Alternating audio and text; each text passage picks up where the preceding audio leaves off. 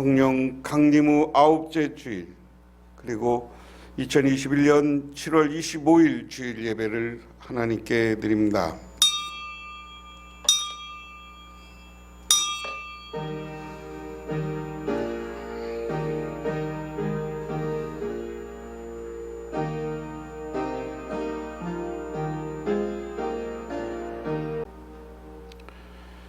너희는 여호와께 감사하며 그의 이름을 불러 아뢰며 그가 행하신 일을 만민 중에 알릴지어다.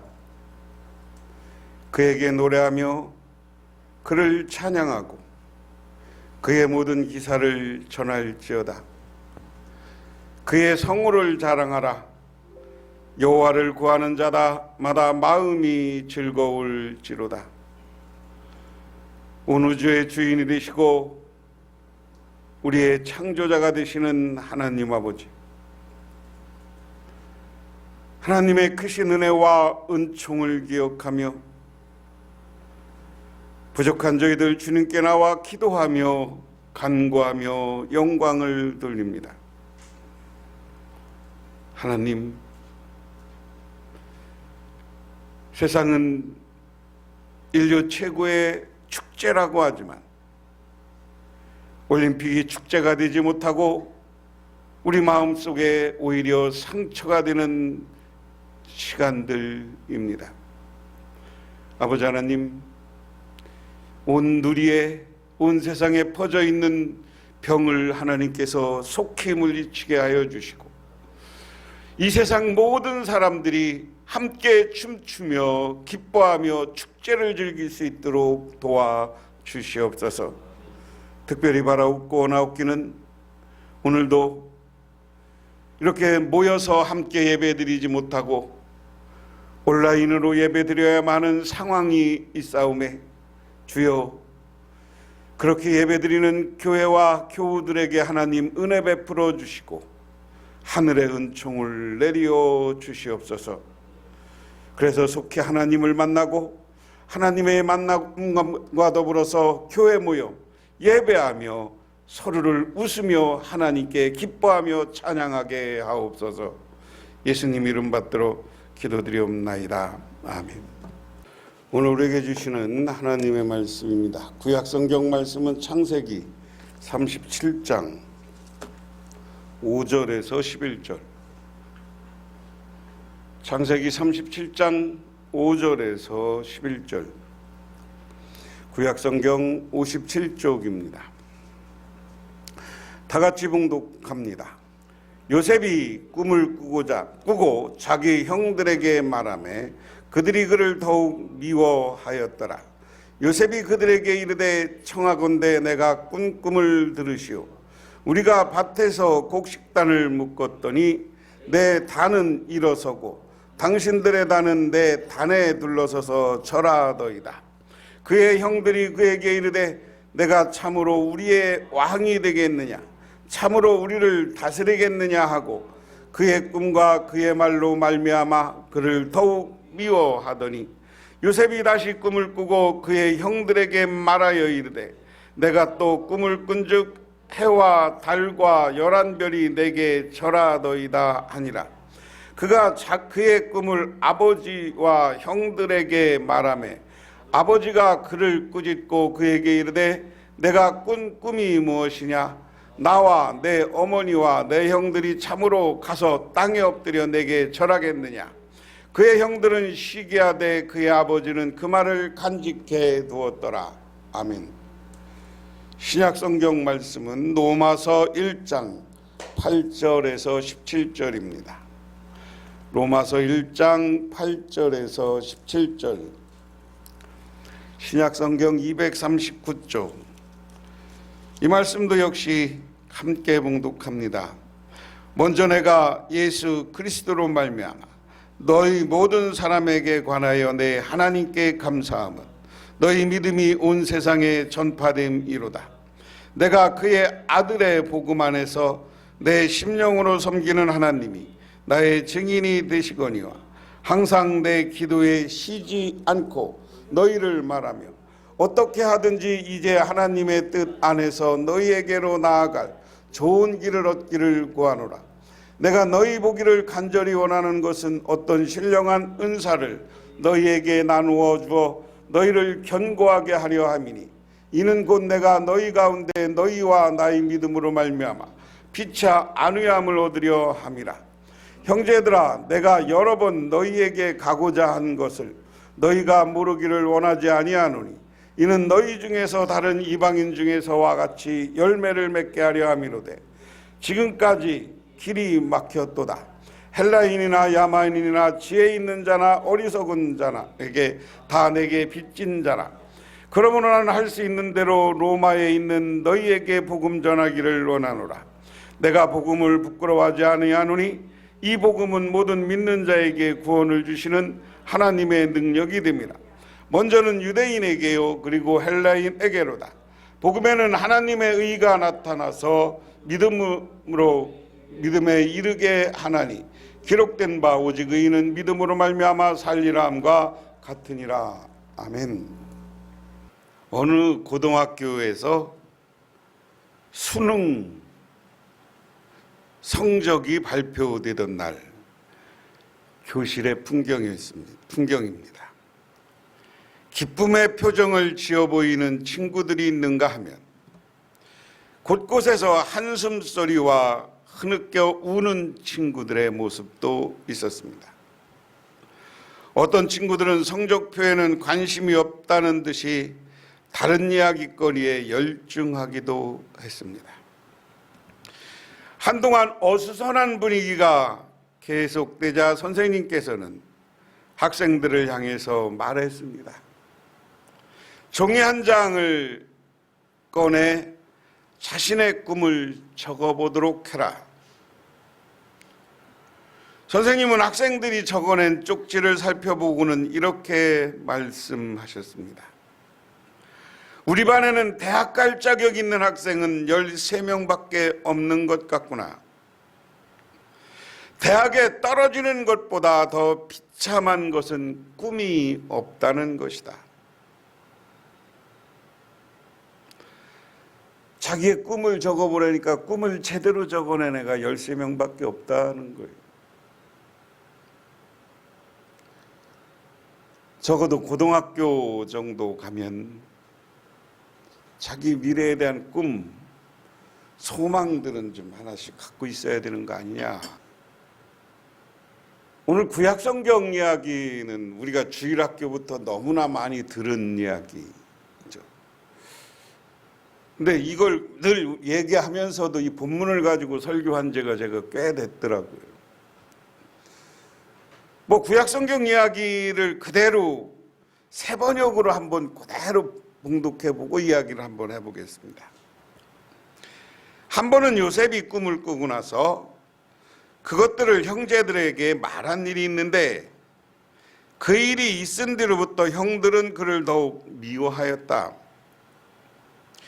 요셉이 형들에게 말하였다. 내가 꾼 꿈 이야기를 한번 들어보세요.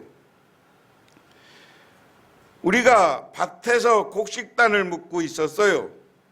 그런데 갑자기 내가 묶은 단이 우뚝 서고 형들의 단이 나의 단에 둘러서서 절을 하였어요. 형들이 그에게 말하였다.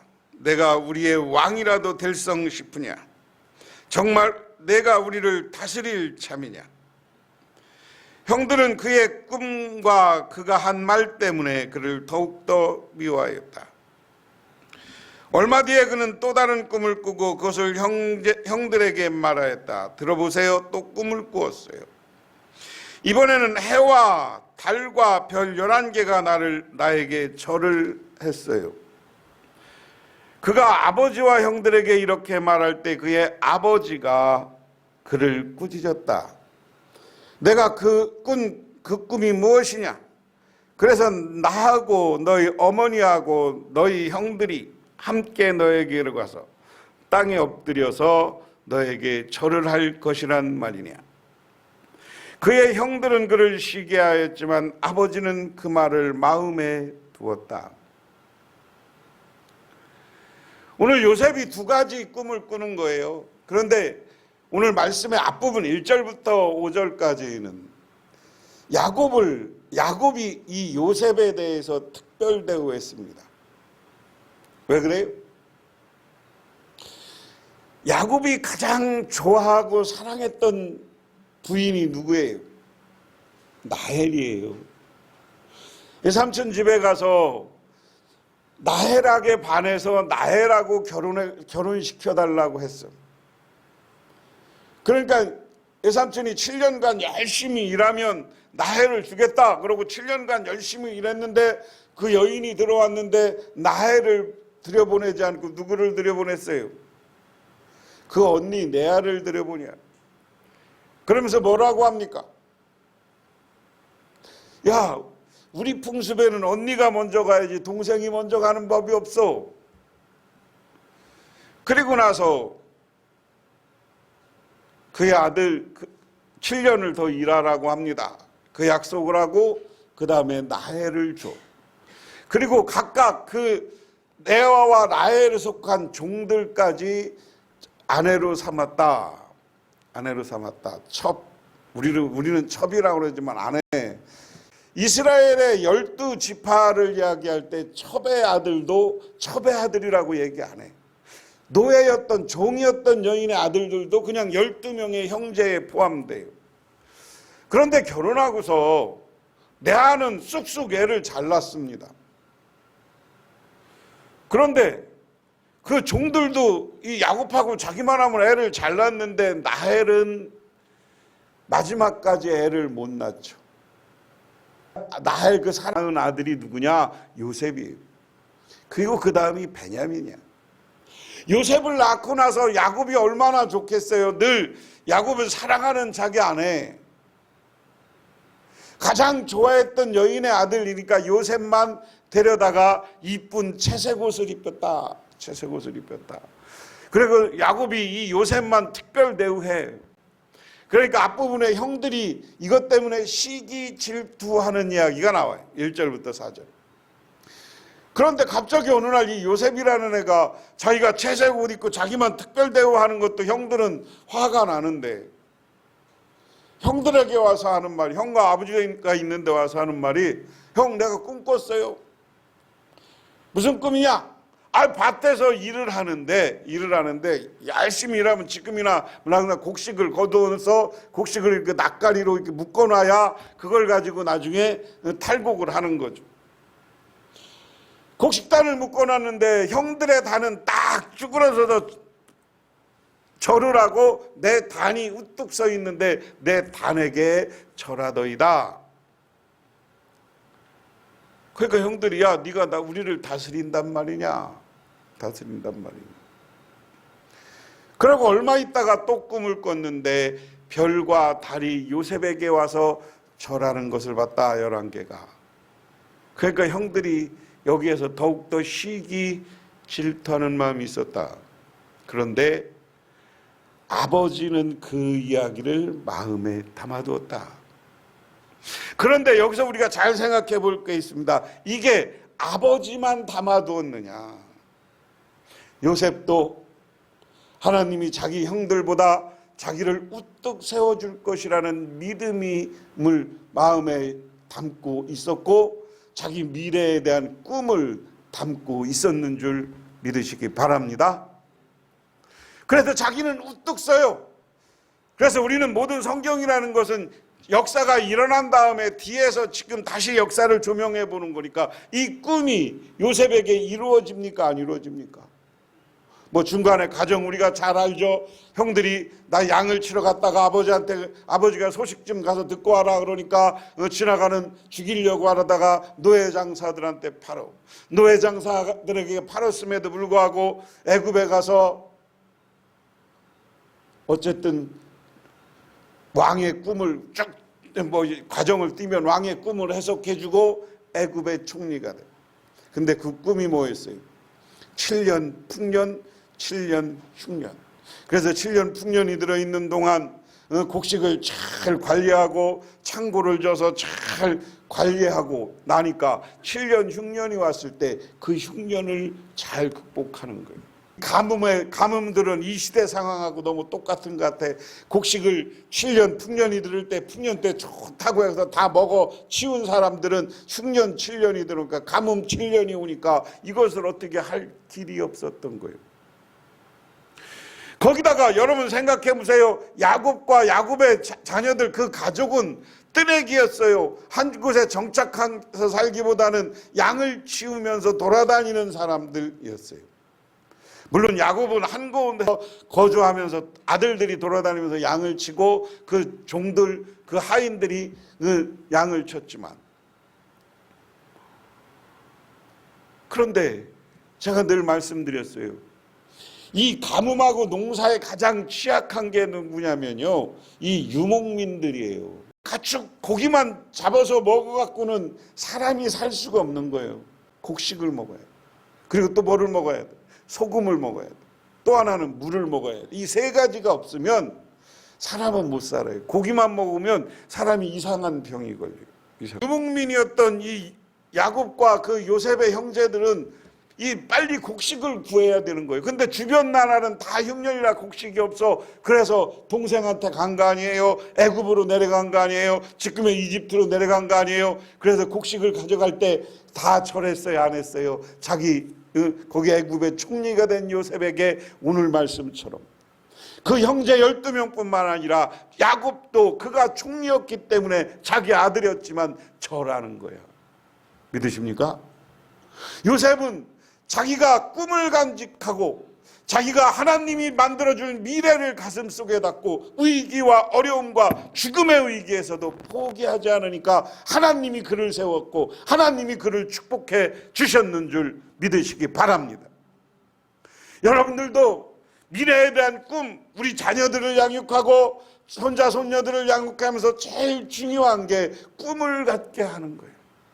물론 애들은 꿈이 수십 번 바뀌어요. 그럼에도 불구하고 이제 나이가 들으면서 인생에 대한 꿈을 갖게 하는 어른들이 되시고, 여러분들도 나이를 먹었지만 꿈을 간직하고 하루하루를 사세요. 꿈을 간직하고 사세요. 꿈을 간직하고. 그냥 허송세월 하지 말고 좀 책도 보고 성경도 보고, 그리고 나가서 배울 거 있으면 배우고. 요즘 배울 게 얼마나 많아. 요즘 노인들 모여서 컴퓨터 배우는 데도 있고요. 노인들 모여서 사진 배우는 데도 있고요. 노인들 모여서 붓글씨 배우는 분들도 있고, 은퇴 후의 삶을 멋있게 버티는 것도, 나이 먹은 후의 삶도 멋있게 사는 것도 괜찮은 거야, 우리 사람들. 그런 꿈을 간직하시기를 주님의 이름으로 축원합니다. 한 젊은 아가가 자신의 그림을 들고 여러 신문사를 다니면서 연재를 부탁했습니다. 그렇지만 어느 곳에서도 자신의 그림을 인정해 주지 않았습니다. 한 신문사 기자는 그의 그림을 보고 독서를 퍼붓습니다. 당신의 그림에 재능이 없어요. 이런 이상한 그림을 인정해 줄 사람은 아무도 없을 것입니다. 그러나 화가는 희망을 버리지 않았고 만화가는 교회 홍보물에 그림을 그리며 기회가 오기를 기다렸습니다. 그는 너무나 가난했기 때문에 재가 우글거리는 창고에서 그림을 그렸습니다. 그는 창고에 사는 커다란 생쥐 한 마리와 친해졌습니다. 그 생쥐의 모습을 유심히 관찰한 그는 귀여운 생쥐 캐릭터를 그렸습니다. 그런데 이것이 선풍적인 인기를 모았습니다. 만화가는 일약 스타가 되었고 거부가 되었습니다. 이 살마이 미국 만화 영화의 개척자인 앤토니 디즈니스가 입니다. 그리고 생쥐 이름은 바로 그 유명한 미키 마우스입니다. 여러분, 우리나라를 제외하고 세계 유명 도시에 가면 디즈니랜드가 없는 데가 없어요. 우리나라는 롯데월드, 에버랜드가 있어서 그 디즈니랜드를 흉내낸 거지만 세계에 곳곳에 가면 이 디즈니랜드 만화 이 생쥐 캐릭터로 한 이 놀이공원이 없는 나라가 없다고요. 중국에도 그냥 걔들이 들어가서 건설해서 운영하고요. 일본도 그렇고요. 유럽도 그렇고요. 만화가가 자기도 이 독서를 들었을 때 포기했다면 오늘날 디즈니랜드는 없고 이 생지 만화 그거는 없는 거예요. 디즈니 만화는. 저는 요셉의 이야기를 읽으면서 야, 참 재밌다. 우리 민족도 그런 꿈을 꿨으면 좋겠다. 저는 요새 올림픽도 보지만 올림픽하고 함께 어제부터 그 여자 골프 대회를 해. 1등이 7억 5천만 원 받는데 에비앙, 프랑스 에비앙이라는 지역에서 해마다 요때쯤 있는 골프 대회인데 어제 1, 2, 3등이 어제까지 뭐 한국 2등은 노혜림, 미국 국적자인데 노혜림 우리 한국계야. 그리고 뉴질랜드는 니디아고라고 고보경이 이렇게 해갖고 한국 이름을 가진 애들이 어제 1, 2, 3등을 하는 걸 이렇게 보면서 야, 이제 우리나라 한국계가 한국 사람들이 세계에 가서 그 나라 대표가 돼요. 이 니디아고는 이번에 올림픽에 우리랑 같이 참석해요. 그걸 이렇게 보면서 야, 우리나라도 우리나라 민족이 세계에 나가서 그 나라를 대표하고 그 나라의 대표적인 사람이 되는구나. 저는 우리 민족, 우리나라 사람들이 한국에만 지금 꿈을 갖지 말고 어린애들이 세계에 뻗어서 세계에 우뚝 설 거라는 소망과 꿈을 가졌으면 좋겠어요. 오바마처럼 한국계가 가서 미국 대통령 하지 말란 법이 있어. 요셉이 이스라엘 사람 유대인이지만 이집트 가서 총리가 했는데. 그럼 원대한 꿈을 갖고 마음속에 간직하고 위기와 어려움이 와도 나는 될 것이다라는 믿음이 있을 때 하나님은 우리를 축복해 주시고 우리를 그 위에 세워 주시는 줄 믿으시기 바랍니다. 그래서 오늘 우리는 하나님 앞에 꿈을 가져야 되는데 무슨 꿈이냐? 첫 번째로는 정말 내가 이 땅에서 하나님이 주시는 은혜와 축복으로 성공과 승리할 수 있다는 소망과 꿈을 간직하시기를 주님의 이름으로 축원합니다. 여러분이 바라고 원하는 일들이 잘 될 것이라는 믿음을 가지시기를 바랍니다. 오늘 두 번째 꿈은 오늘 바울에게서 배워야 돼요. 그것은 우리가 복음 전도의 꿈이고 내가 교회를 잘 세우는 꿈이에요. 우리가 로마서는 바울의 최고의 신학서적이다 그래요. 오늘날 어떤 신학자도 바울의 신학을, 바울의 이 사상을 뛰어넘어서 이야기할 수가 없습니다. 종교개혁자도 가장 바울의 믿음, 바울의 신학을 토대로 해서 했어요. 그 대표적인 게 오늘 그럼 어떤 거냐? 바울이 마지막으로 오늘 마지막에 이르는 게 오직 의인은 믿음으로 말미암아 살리라. 오늘 이게 모든 개신교의 테마에 오직 믿음, 오직 믿음, 믿음으로 구원받고 믿음으로 하나님 나라 간다. 이게 바울 신학의 테마거든요. 그 테마를 뭐라고 그러냐면 좀 어려운 말로 내가 여러분에게 몇 번 설명했는데 의인론이라고 한다고 그랬어요.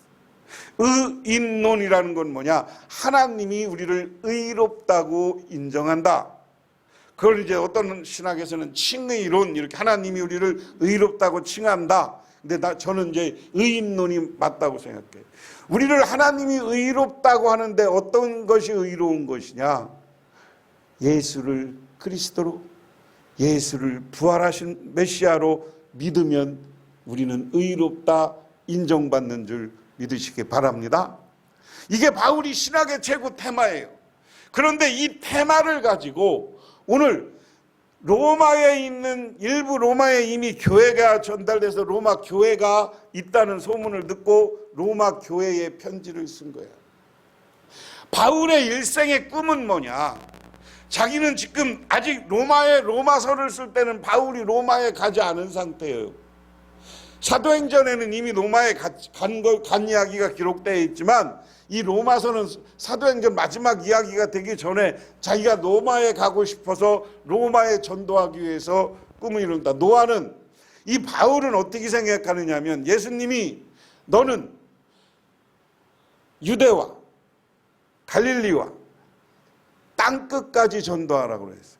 그런데 이 바나바랑 바울하고 생각이 달랐어요. 바울의 땅끝은 저 서쪽으로의 땅끝을 생각했어요. 여러분, 사도행전에 바나바하고 바울이 갈라지는 이야기가 나오는데, 바나바하고 도마 같은 사람은 땅끝을 동양 쪽으로 와서 우리나라, 일본 여기가 땅끝으로 그 사람은 이제 일본 뭐 이런 나라가 있는지도 모르지만 그 사람들은 인도, 동양으로 와서 인도를 복음화하고 중국 쪽으로 올라오는 걸 땅끝이라고 생각했어요. 그런데 사도 바울은 철저히 서쪽으로 가서 지금의 에스파냐, 스페인, 포르투갈, 저 이베리아 반도, 아프리카랑 경계에 있는 그 나라로 가서 복음 전하는 걸 땅끝이라고 생각해요. 그래서 사도 바울은 일생에 저 스페인까지 가서 복음을 전하면 예수님이 재림할 거라고 생각했어요.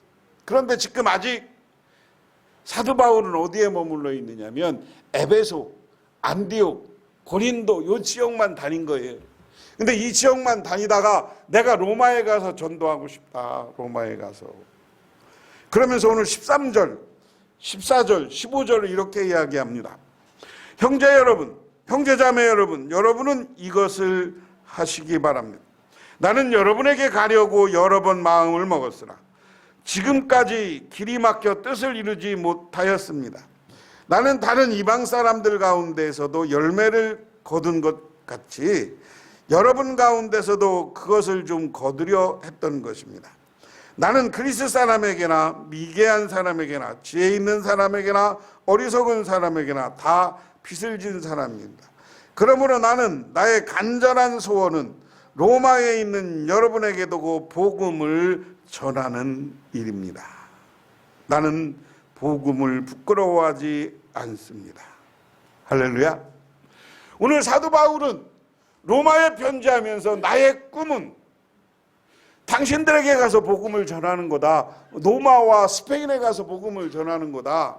그런데 오늘 여기 표현이 뭐냐면 나는 이방인에게나 미개인에게나 그리고 그리스 사람에게 빚졌다. 이야기는 자기는 지금 그리스 사람 그리고 이방 사람 여기 미개한 사람 뭐 여기 아프리카 토인 같은 사람 이런 사람들에게도 복음을 전하고 거기에 교인들이 생겼다. 자기의 지금 성과를 이야기하는 거예요.